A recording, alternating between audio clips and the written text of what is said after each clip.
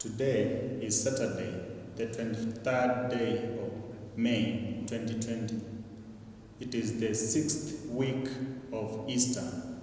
I would like to read the Gospel of today. A reading from the Old Gospel according to John. At that time, Jesus said to his disciples, "Truly, truly, I say to you, if you ask anything of the Father, He will give it to you in my name. Until now you have asked nothing in my name. Ask, and you will receive, that your joy may be full. I have said this to you in figures. The hour is coming when I shall no longer speak to you in figures, but tell you plainly of the Father. In that day you will ask in my name, and I do not say to you that I shall ask the Father for you, for the Father himself loves you, because you have loved me and have believed that I came from the Father. I came from the Father and have come into the world. Again, I am leaving the world and going to the Father."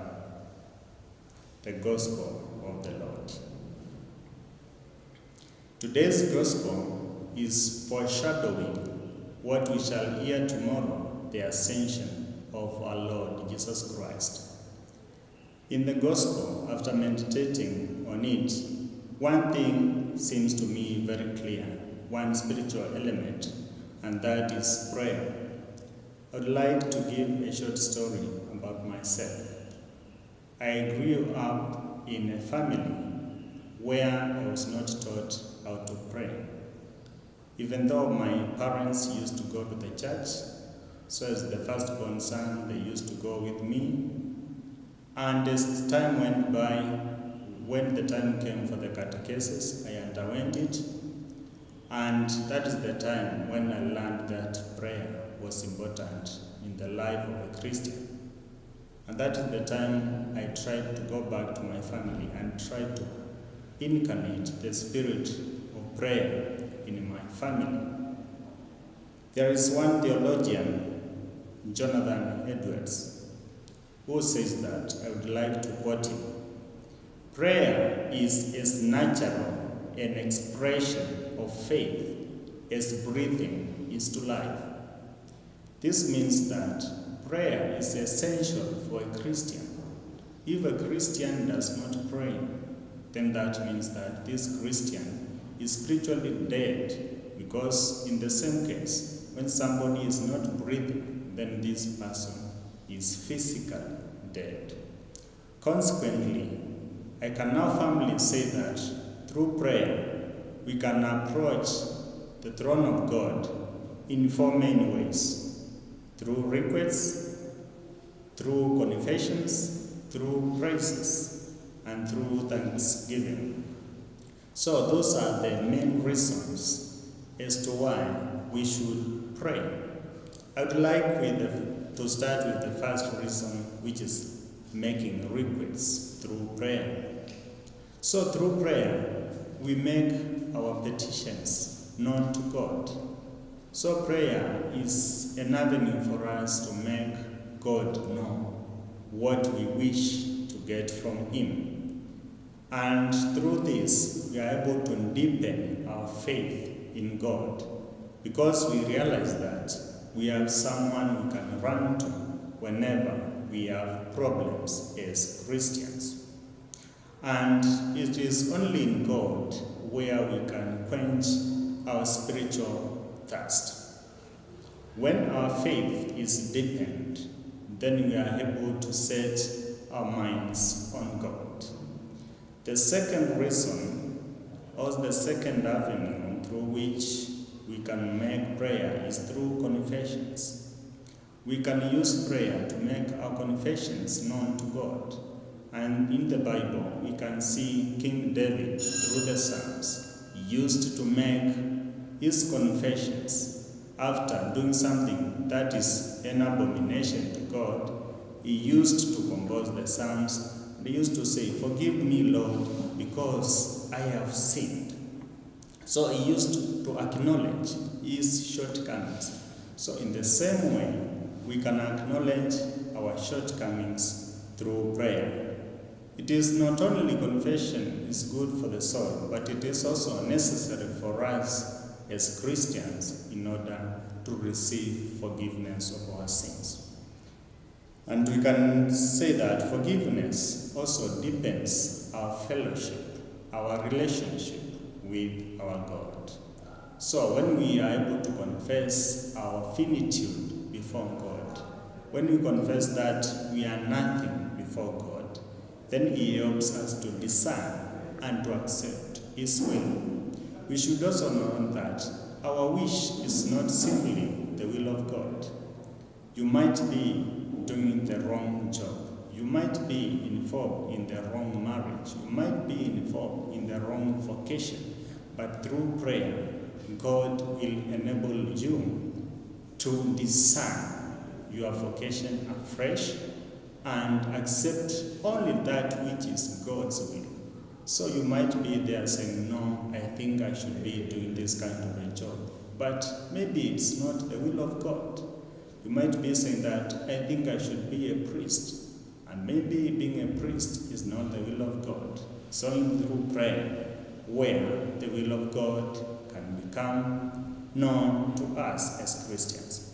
The third way, we can use prayer to make our praises known to God. And also we can see this in the Psalms. And for example, we can take Psalms 34, which we see King David is making his praises known to God. He is extolling the name of God. Prayer, if we are making praises to God, so this helps us to combat our own pride as Christians. And we all know that pride always comes before a fall. And St. James in his letter, chapter 4, verse 6, he says, "God opposes the proud, but he gives his grace to the humble of heart." So we should know that humility is the mother of all virtues. So as Christians, we should try our level best to cultivate humility and simplicity in our lives. When we praise God through prayer, then also our anxieties are released. And we can see this in our Lord Jesus Christ, when before he underwent his passion, he went and prayed with his disciples, even though after coming back from the prayer, he found them sleeping. So through prayer, he was able to calm down his anxiety. He was seeing that, "Oh, my life has come to an end." But through prayer, he was strengthened. Also through the same way, as Christians, we should run to God and make our wish known to him. The fourth and the last, but not the least, is that we can use also prayer for thanksgiving to God. One of the things as Christians we forget is to thank God. Even in our day-to-day life, we know that thanksgiving is very important. When somebody gives you something, you are not obliged, but it's a good sign if you say thank you. Thank you for this good deed. Thank you, you have done this. So it's good for us as Christians also to go to God to thank him for whatever he is doing in our lives. But we might be tempted to say that maybe during a time like this of the coronavirus, what do we have to thank God for as Christians? No, if yourself still God is taking good care of you, you are still healthy, even though some have contracted the virus, yourself you have not contracted it. So you have a reason to thank God for whatever he is doing in your life. So many other times when we forget to thank God, we make many requests, "God, I want this, God, I want that." But every time we forget to thank him, even when we have not got what we were praying for, we should always learn to go to Him. I remember a friend of mine who told me that want to accompany him in a novena. So I accompanied him in the 9 days of the novena. There is an intention we were praying for. Then at the end of the novena, he told me, I think, even though I have not got what I wanted, let's start another novena of thanksgiving to God.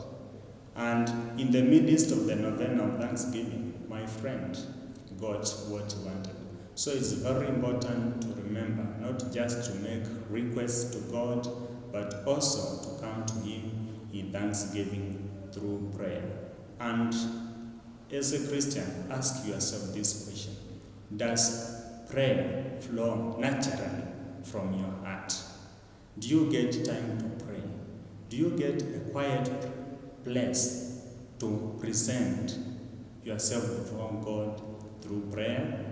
And I'm utterly convinced that God will remain the best doctor and prayer will remain the best medicine. Be blessed. In the name of the Father, the Son, and the Holy Spirit. Amen.